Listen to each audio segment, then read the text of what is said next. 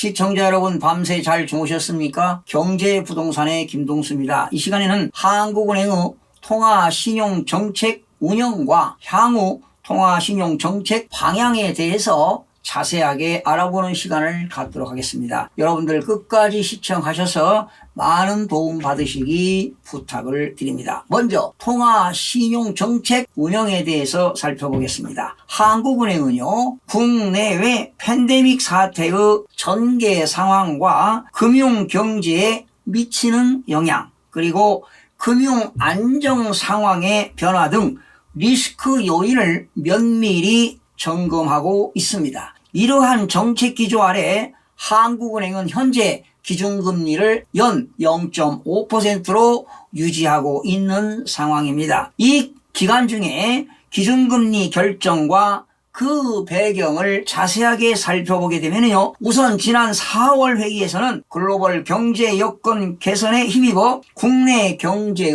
성장세가 예상보다 빠르게 확대되고 있지만 팬데믹 사태 전개 상황을 지켜보면서 이 같은 회복세가 지속될지 여부를 좀 더 확인할 필요가 있다고 판단해서 현재 기준금리를 0.5%를 유지하기로 결정한 바 있습니다. 여러분들도 아시다시피 지금 국내 경제는 회복세가 다소 확대되었는데요. 그 이유는 실물 경제가 좋아서가 아니라 뭡니까? 그게 바로 수출이 호조를 지속하고 있기 때문입니다. 또한 설비 투자도 회복세를 이어갔으며 민간 소비의 부진이 완화되는 움직임이 일부 나타나고 있습니다. 향후에도 국내 경제는 이러한 개선 흐름을 이어갈 것으로 한국은행은 예상하고 있는데요. 다만 그 속도는 팬데믹 사태 확산 여부와 백신 접종 상황에 크게 좌우되는 만큼 불확실성이 아직은 높은 것으로 판단되고 있습니다. 소비자 물가 상승률은 석유류 가격 상승, 그리고 농축수산물 가격의 오름세 지속 등으로 1%대 중반으로 지금 높아지고 있습니다. 금융 안정 측면에서는 가계대출이 주택 관련 대출을 중심으로 큰 폭으로 증가하였고요.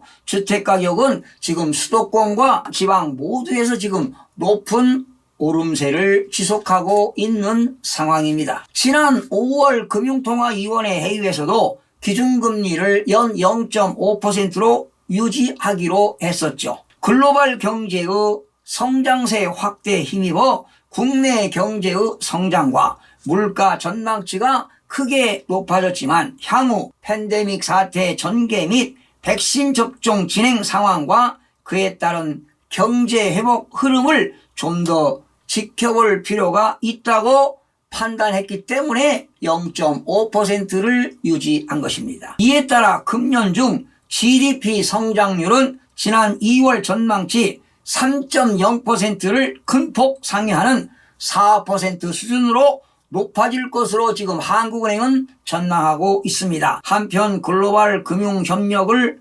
강화하고요, 주요국 중앙은행과의 통화 수합, 네트워크 확충 등 중추적 금융 안전망 강화 노력을 지속하고 있습니다. 중앙은행 디지털 화폐 도입 필요성이 높아질 수 있는 미래의 지급 결제 환경 변화에 선제적으로 대응하기 위하여 연구를 지속하고 있습니다. 금년 3월 완료된 CBDC 업무 프로세스 컨설팅 결과를 토대로 올 하반기부터는 CBDC 모의실험 연구를 진행할 계획입니다. 다음은 한국은행의 향후 통화신용정책 방향을 살펴보겠습니다. 향후 성장 및 물가 전망을 살펴보면 GDP 성장률은 올해 4.0%를 나타낼 것으로 전망이 됩니다. 글로벌 경기 회복 등으로 수출과 설비 투자의 호조가 지속되는 가운데 민간 소비도 개선 흐름을 보이면서 회복세가 확대될 것으로 예상이 됩니다. 민간 소비는 소비 심리가 회복되고 소득 여건 부진도 완화되면서 개선 흐름을 이어갈 것으로 예상이 되며 설비 투자도 IT 부분을 중심으로 견조한 회복세를 지속할 전망입니다. 건설 투자는 지난해부터 이어진 착공 물량 증가세에 힘입어 회복될 것으로 예상이 되고요. 수출도 주요국 경기 회복, 글로벌 IT 경기 개선세 지속 등으로 호조를 이어갈 전망입니다. 향후 성장 경로에는 다양한 상하방 요인이 잠재하고 있습니다. 상방 요인으로는 백신 접종 확대 등에 따른 소비 심리 개선, 그리고 국내외 추가 경기 부양책, 글로벌 반도체 경기 개선 강화 등이, 하방 요인으로는 백신 접종 짜질에 따른 경제 활동 정상화 지연, 일부 제조업 생산 차질이 지속되고 미국과 중국의 갈등 심화 등이 뒤따르고 있습니다. 금년 중에요, 소비자 물가 상승률은 당초 예상보다 국제 유가 오름세가 확대되고요. 농축산물 가격이 높은 상승률을 지속하면서 지난해 0.5%보다 오름폭이 크게 확대돼 1.8%를 나타낼 전망입니다. 어쩌면 2% 이상 물가 상승률이 나타날 수도 있을 것입니다. 향후 물가 전망 경로 상에는 상하방 요인이 혼재하고 있는 것으로 평가가 되고요. 상방 요인으로는 원자재 가격 오름세 확대, 지금 철강의 원자재가 엄청나게 지금 오르고 있죠. 그러다 보니까 지금 건설회사들이 크나큰 위기가 오지 않을까 이런 생각도 해봅니다. 농축수산물 가격이 높은 오름세가 지속되고 있고요. 백신 접종 확대 등에 따른 소비 수요 회복세 강화 등이 있으며, 하방 요인으로는 팬데믹 사태 재확산에 따른 수요 부진 심화, 전기료, 도시가스비 인상 지연 등이 있습니다. 한국은행은 앞으로 물가 상승률이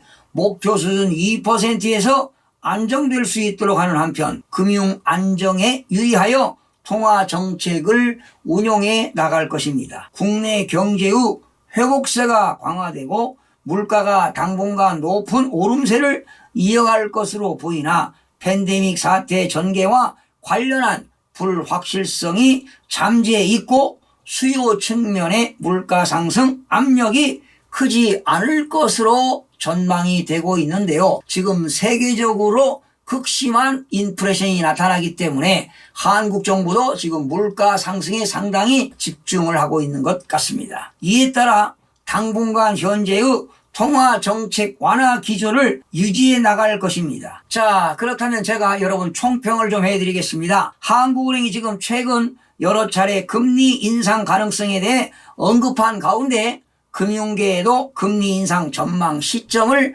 앞당기고 있는 것으로 나타났습니다. 특히 이주열 한국은행 총재가 직접 금리 인상 가능성을 언급하면서 학계뿐 아니라 시장도 연내 금리 인상에 무게를 두는 분위기인 것은 기정사실입니다. 한국은행이 만약 올해 금리를 올린다면 물가 급등세를 우려한 것이기보다는 저금리에 폭증한 가계부채와 그리고 부동산과 주식가격 상승 등 금융 안정을 더 고려한 결과라고 보여집니다. 지금 1년 이상 완화적인 통화정책 행보를 지속해왔던 한국은행이 올해 안에 기준금리를 분명히 인상할 것으로 보입니다. 그 이유는 저금리 상황이 지속되면서 누적될 수 있는 금융 불균형으로 해석이 됩니다. 이주열 총재는 한국은행 제71주년 창립기념사에서 우리 경제가 건실한 회복세를 지속할 것으로 예상된다면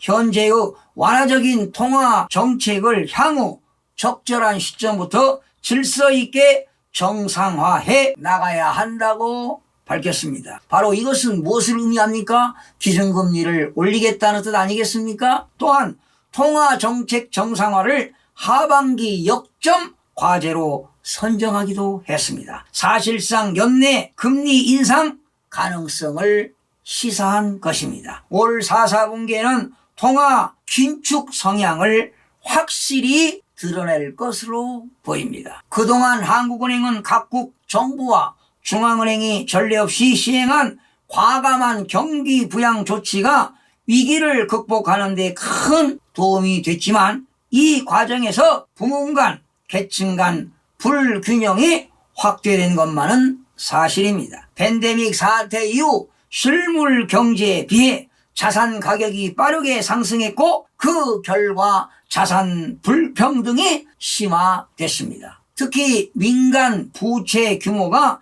사상 최대치로 확대된 데다 최근에는 글로벌 인플레이션에 대한 우려도 커지고 있습니다. 결론적으로 종합해보면요, 자산 가격이죠. 주식이라든가 부동산 상승과 민간 부채 증가로 인한 금융 불균형에 대한 우려를 반영해서 첫 금리 인상 시점은 빠르면 올 10월 12일 6차 금융통화위원회 회의와 늦어도 11월 25일 7차 금융통화위원회에서 인상될 것으로 예상이 됩니다. 아울러 2022년부터 기준금리를 계속적으로 꾸준하게 올려서 2023년도 초 기준금리는 7년 전 수준인 2.0%로 회귀할 수도 있음을 시사하는 바입니다. 그렇다면 여러분들은 지금부터 비장한 각오로 만전에 대비해야 할 것입니다. 시청해 주신 여러분 고맙습니다. 최선을 다하겠습니다. 마음이 드셨다면 구독, 좋아요 꼭 부탁드리겠습니다. 고맙습니다.